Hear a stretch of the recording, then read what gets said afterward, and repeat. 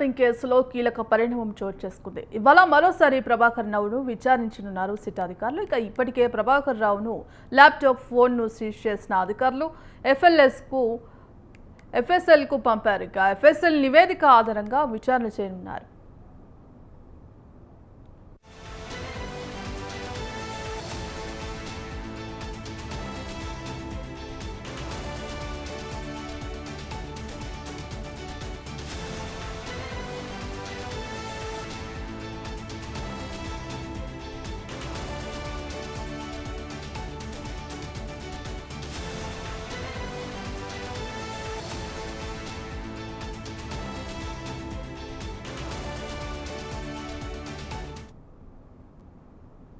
Phone tapping కేసులో కీలక పరిణామం చోటు చేసుకుంది. ఇవాళ మరోసారి ప్రభాకర్ రావును విచారించనున్నారు సిట్ అధికారులు. ఇక ఇప్పటికే ప్రభాకర్ రావు ల్యాప్టాప్ ఫోన్ను సీజ్ చేసిన అధికారులు ఎఫ్ఎస్ఎల్కు పంపారు. ఎఫ్ఎస్ఎల్ నివేదిక ఆధారంగా విచారణ చేయనున్నారు. ఇందుకు సంబంధించి కంప్లీట్ అప్డేట్స్ మా కరెస్పాండెంట్ ఉషా అందిస్తారు. ఉషా, మగిషి ఫోన్ ట్యాపింగ్ వ్యవహారానికి సంబంధించి ఇప్పటికే సిట్ అధికారులు పలుమార్లు విచారించారు ప్రభాకర్ రావుని. మరోసారి కూడా సిట్ కార్యాలయానికి రావాల్సిందిగా ఇవాళ నోటీస్ అయితే ఇచ్చారు. ప్రస్తుతం అయితే మరోసారి సిట్ కార్యాలయానికి ప్రభాకర్ రావు చేరుకున్నారు.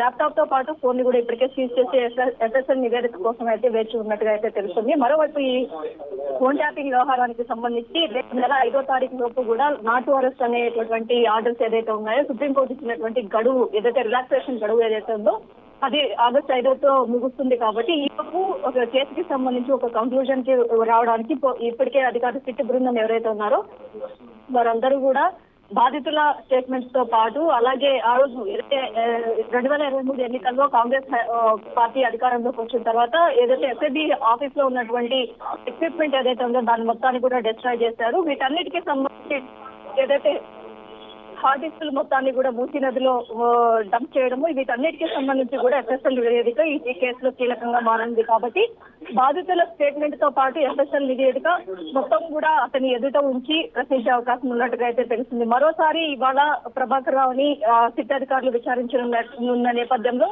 మొత్తం ఇప్పటి వరకు ప్రణీత్ రావుని విచారించినటువంటి పోలీసులు సిట్ బృందము అలాగే ప్రణీత్ రావు స్టేట్మెంట్ తో పాటు అలాగే ఇతర బాధితులు ఇచ్చినటువంటి ఏదైతే పార్టీలకు అతీతంగా ఫోన్ ట్యాపింగ్ కి గురైనటువంటి బాధితులు ఎవరైతే ఉన్నారో బీఆర్ఎస్, కాంగ్రెస్ అలాగే బీజేపీ బాధితులు ముగ్గురు ఇచ్చినటువంటి స్టేట్మెంట్స్ ఏదైతే ఉన్నాయో వాటన్నిటినీ కూడా పరిగణలోకి తీసుకొని సిట్ అధికారులు అయితే ఇవాళ ప్రభాకర్ రావుని సుదీర్ఘంగా విచారించే అవకాశం ఉన్నట్టుగా అయితే తెలుస్తుంది. ఇప్పటికే ఏదైతే కస్టోడియల్ ఇంట్రాగేషన్ కి సంబంధించి ప్రభాకర్ రావుని తమకు కస్టడీకి ఇవ్వాల్సిందిగా కూడా ఇప్పటికే సుప్రీంకోర్టులో ఎస్పీ వెంకటగిరితో పాటు అలాగే Vijay Kumar DCP resident DCP Vijay Kumar కూడా ఇప్పటికే సుప్రీంకోర్టులో పిటిషన్ కూడా దాఖలు చేసినట్టుగా అయితే తెలిసింది. ఏదైతే ఆగస్టు 5వ తేదీ లోపు కూడా ఈ కేసుకి సంబంధించి ఒక కొలిక్కి రావాల్సి